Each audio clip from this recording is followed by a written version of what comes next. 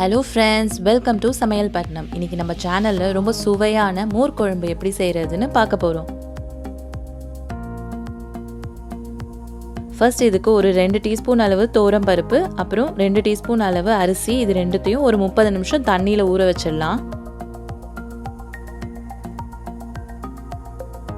எங்கள் சேனலை இது வரைக்கும் சப்ஸ்கிரைப் பண்ணாதவங்க மறக்காமல் சப்ஸ்கிரைப் பண்ணிவிடுங்க.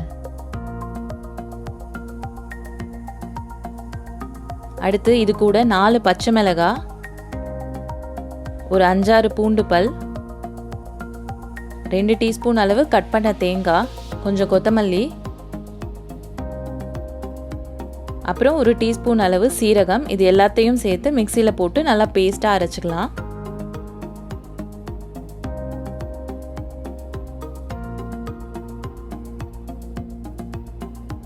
இது கூட கொஞ்சம் தண்ணியும் சேர்த்து நல்லா பேஸ்ட்டாக அரைச்சி எடுத்து வச்சிடலாம்.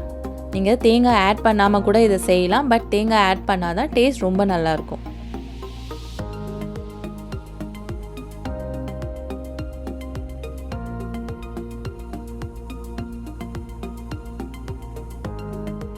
அடுத்து ஒரு பேனில் 1/2 கப் எண்ணெயை சூடு பண்ணிக்கலாம்.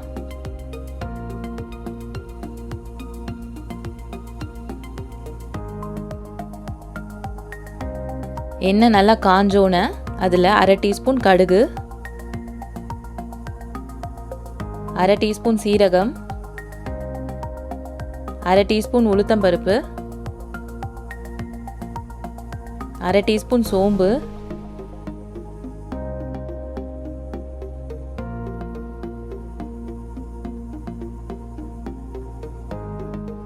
கொஞ்சம் கருவேப்பிலை,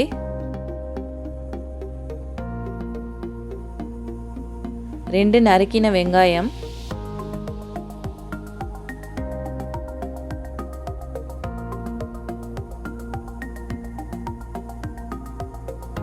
ஒரு நறுக்கின தக்காளி.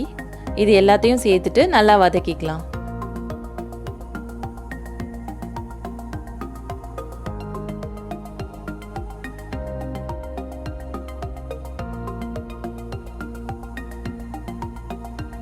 இப்போ 3 கட் பண்ண வெண்டைக்காயை இதில் சேர்க்க போகிறோம்.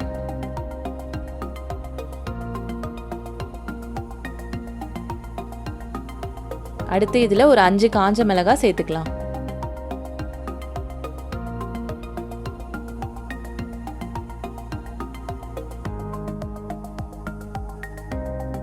அடுத்து நம்ம அரைச்சி எடுத்து வச்சிருக்க பேஸ்ட்டை இதில் ஆட் பண்ணிடலாம்.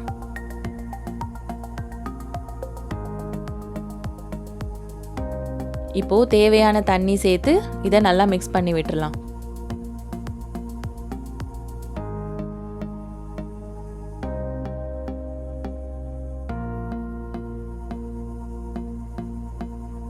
இப்போ தேவையான உப்பும் சேர்த்துக்கலாம்.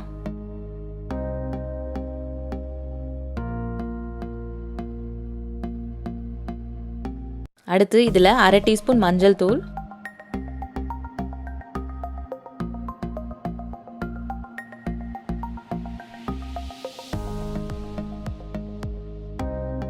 ஒரு 1/2 டீஸ்பூன் பெருங்காயத்தூள், இது ரெண்டுத்தையும் சேர்த்துடலாம். இப்போது ஒரு கப் தயிர் இது கூட சேர்த்துட்டு நல்லா மிக்ஸ் பண்ணிக்கலாம். தயிர் லைட்டாக புளிப்பாக இருக்கணும், அப்போ தான் குழம்பு ரொம்ப டேஸ்ட்டாக இருக்கும். வாசனைக்காக கொஞ்சம் கொத்தமல்லி சேர்த்துக்கலாம்.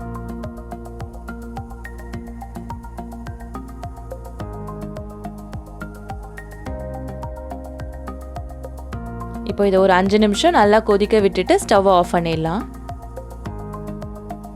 அவ்வளோதான், ரொம்ப சுவையான மோர் குழம்பு ரெடி பண்ணியாச்சு. நீங்களும் இதை ட்ரை பண்ணி பார்த்துட்டு உங்கள் கமெண்ட்ஸை எங்கள் கூட ஷேர் பண்ணுங்கள். தேங்க்யூ.